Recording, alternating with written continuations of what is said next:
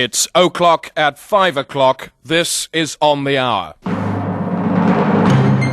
On the Hour. Such is politics. It's a painful business.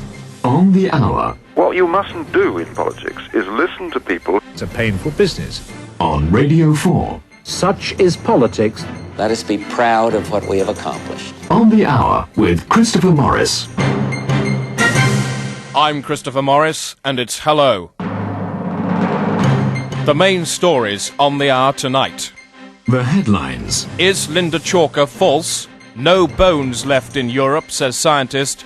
And how tall is the royal family? On the Hour. Plus, coming up, Margaret Thatcher confirms that she is to replace Sylvester McCoy as the new Doctor Who. It has to come sometime to make way for someone else, and I think this is the right time to do it. And Foreign Secretary Douglas Hurd explains why he's glad McCoy is to go. He's an appalling failure, and he's committed many crimes. And the news tonight is read by the continuity announcer. The government has announced exceptions to the restricted ownership of dangerous dogs. It will now be legal to keep a pit bull terrier unregistered, provided it is less than 8 inches long.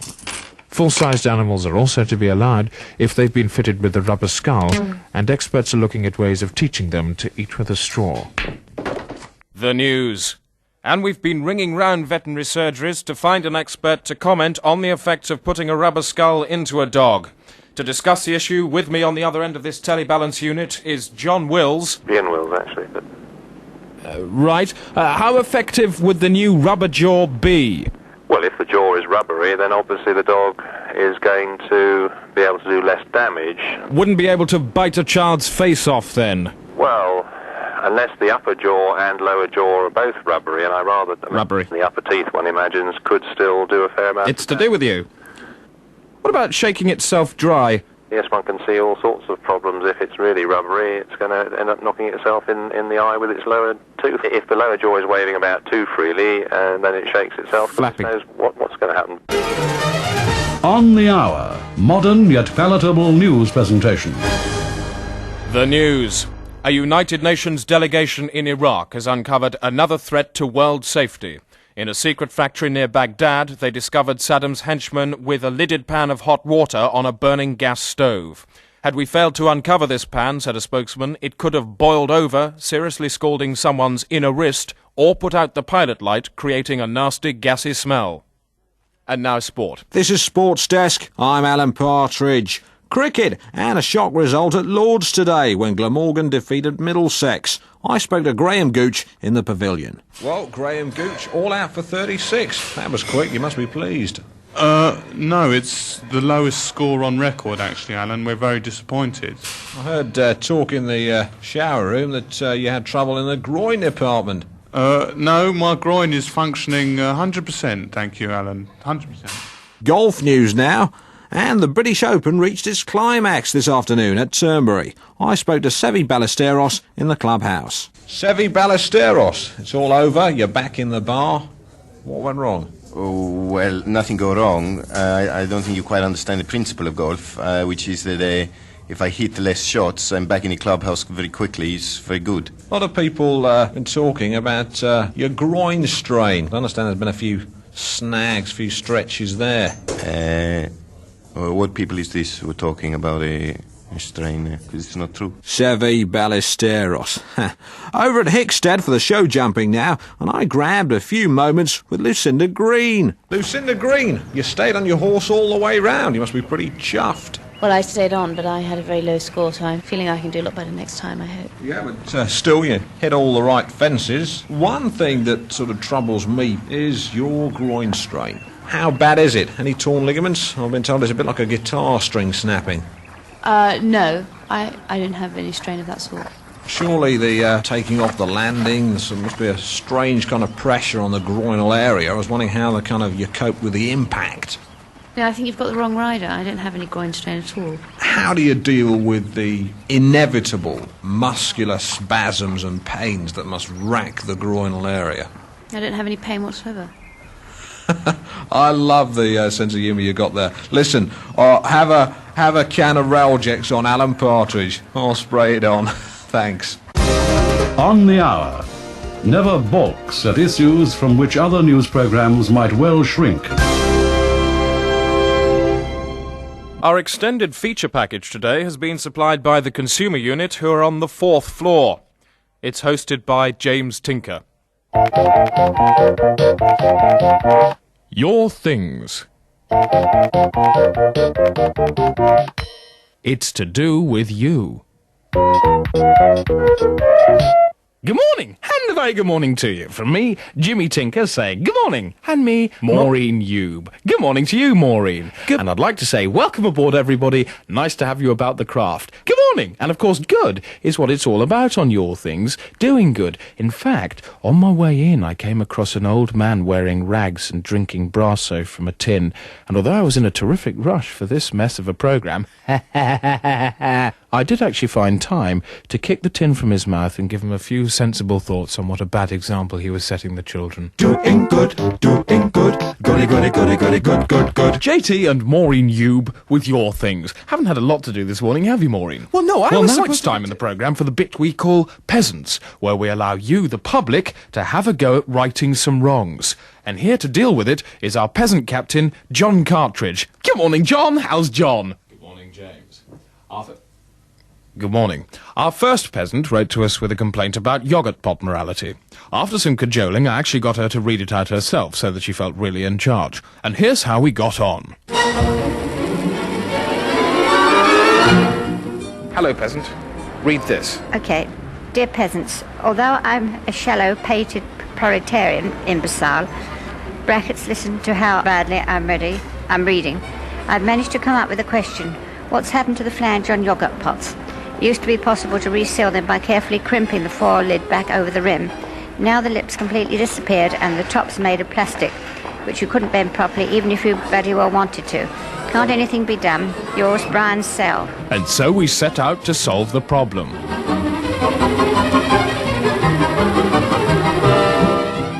And it wasn't too long before we found a yoghurt pot man, a Mr. Dullard, and started asking him questions. Right, Mr. Dullard, what can you tell us about yoghurt pots? Well, they seem to be better than what it was before, to my point, you know. Right, I'll do this, but you're obviously struggling. What can you tell us about the flanges on yoghurt pots? Well, no, you can do nothing, really, you know. Are you not avoiding the issue? No, you know, it's satisfied with the... Could you put that gun away? Pardon? Stop hitting me with that bit of lead, ow. Well, no, you don't see nothing, no.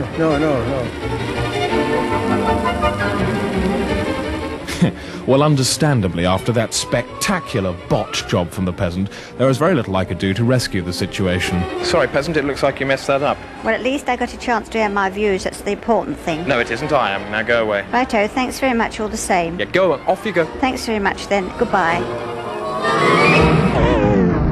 And thanks very much indeed to John Cartridge. And that's what we've got time for this week on Your Thing. So, it's goodbye from me, JT, and it's goodbye from Maureen too. Goodbye.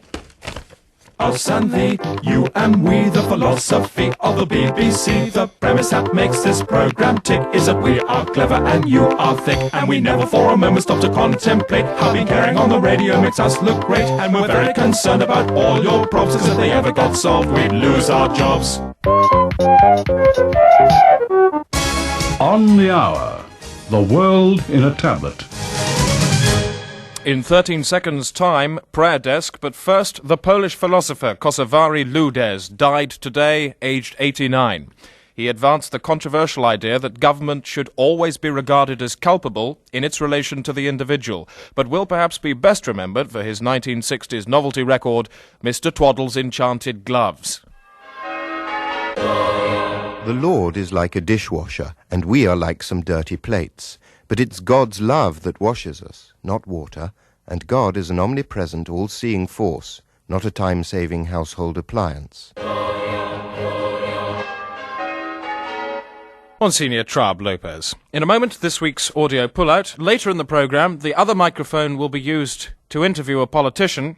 And today's funny story. A rich man has bought an old lavatory. That's all coming up. The Colour Supplement. 5 glossy minutes of radio for you to keep all week. The Colour Supplement.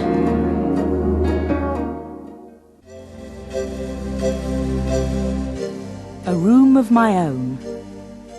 Michael Hammond is serving 15 years in Wormwood Scrubs for having an Irish grandmother. He lives in a room as compact as it is subtly lit. I think of this room as being very much my room, even though it's Barry's room as well, and Keith's, and Tim's, and Neil's. And usually we have Graham, the serial killer, in here as well, but he's in solitary at the moment for killing David, and Peter and Stephen. Well, they call it solitary, but there's 8 of them in there. On the wall by the coyly petite window, an arresting mural of startling photographic images meets the eye. Here, Barry cuts them out of his magazines. I used to have a postcard of Chartres Cathedral up there, but Barry took it down. He said there wasn't enough totty in it. On the Victorian table stands Michael's kettle.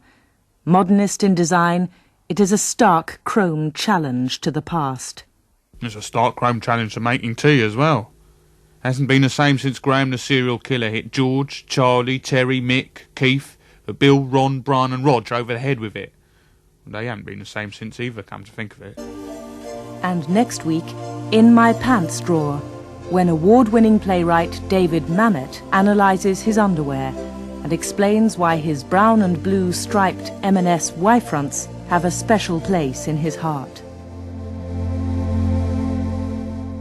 And now, Cartoon Frolics with Peanuts, featuring good old Charlie Brown.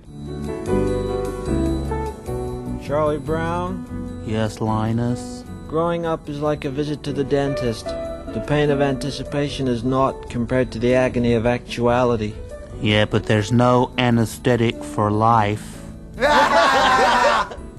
This Peanuts cartoon is now available in the 517th Charles M. Schulz compilation, You're Not Funny Anymore, Charlie Brown.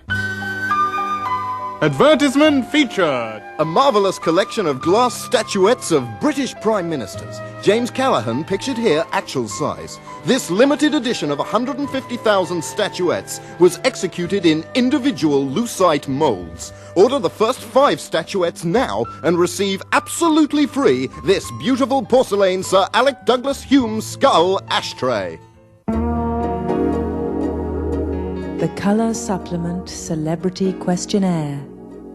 What is your name? Keith Floyd, chef and bon vivant. What is your favourite letter in the Greek alphabet?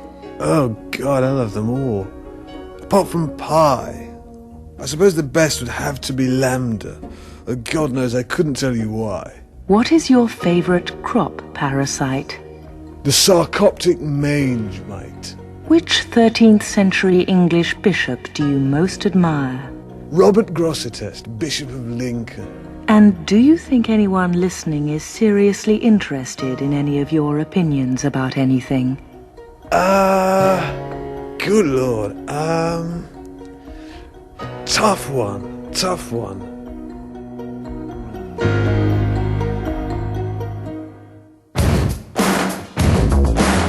On the hour, the audio pullout is now complete.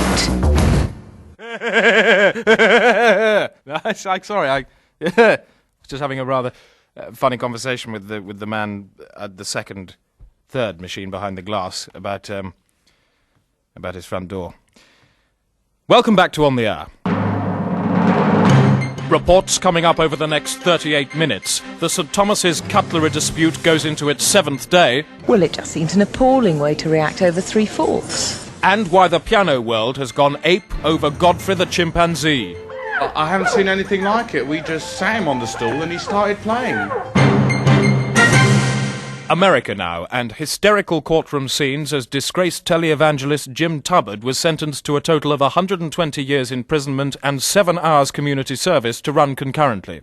Tubbard pleaded guilty to 3 counts of heinous embezzlement and 5 of agitated drug trafficking, but still maintained he was innocent because he had forgiven himself.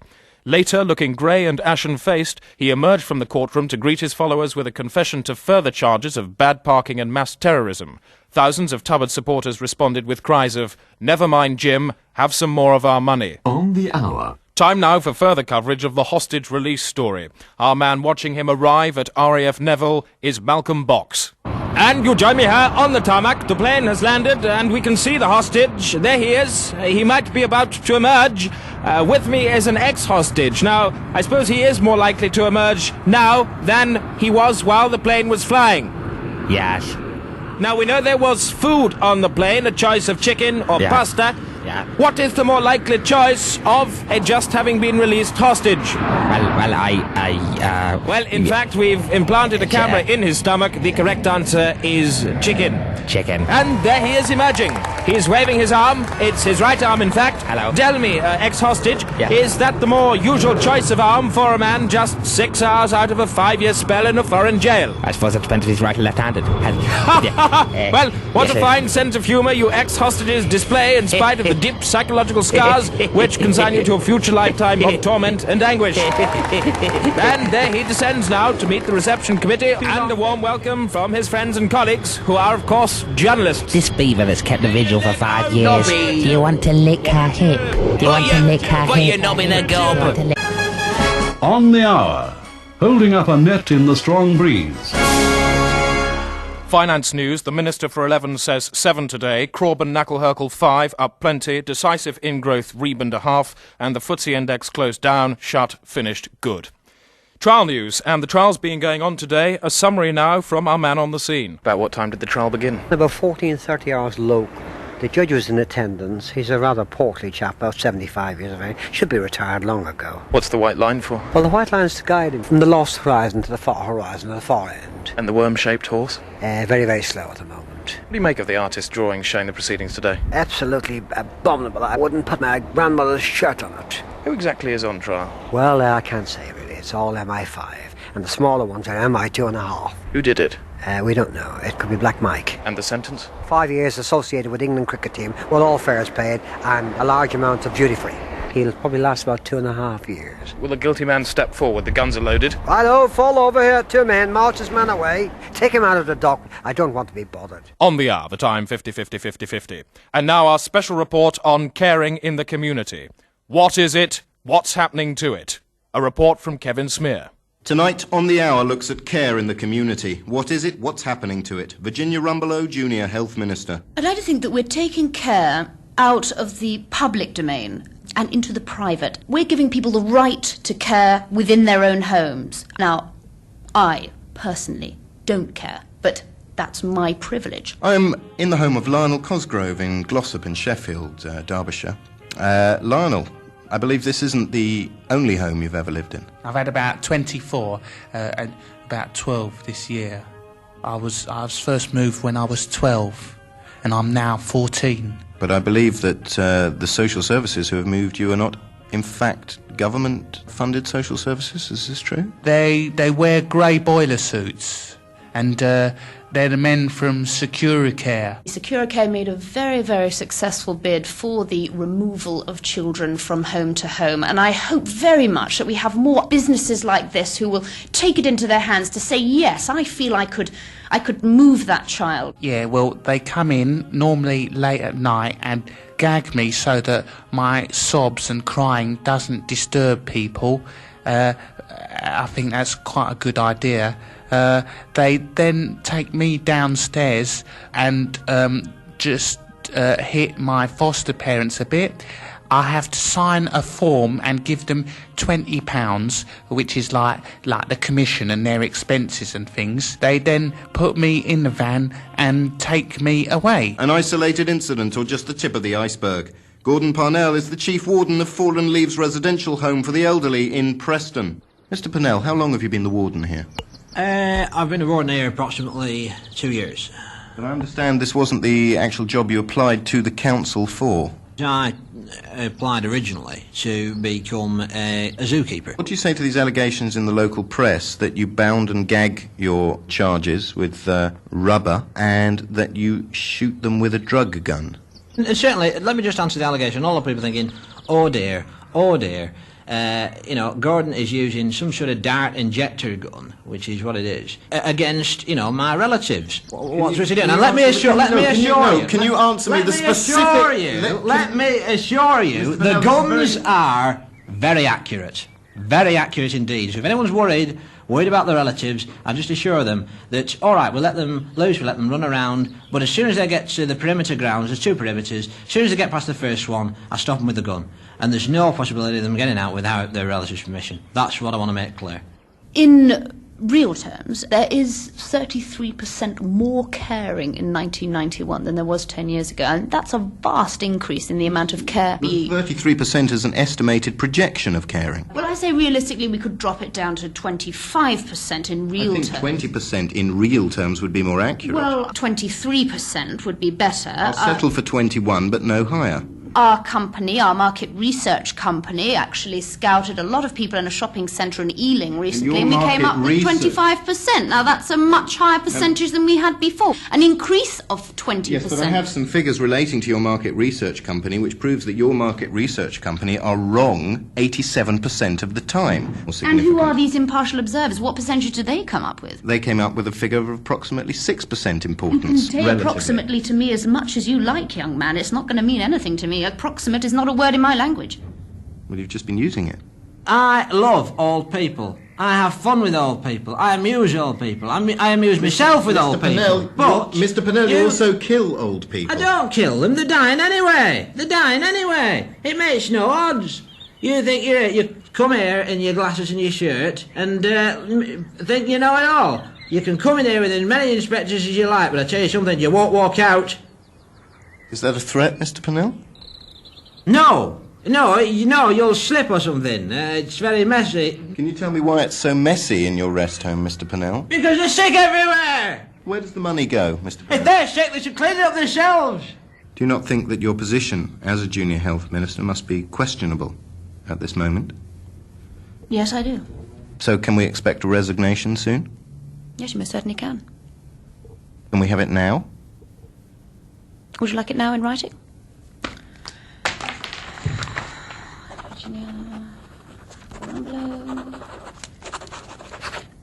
Virginia Rumbelow, ex-Junior Health Minister of State, thank you very much. Yes. Kevin Smear with that rather disturbing report. On the hour. Serious news programming with the ability to remain broad-minded.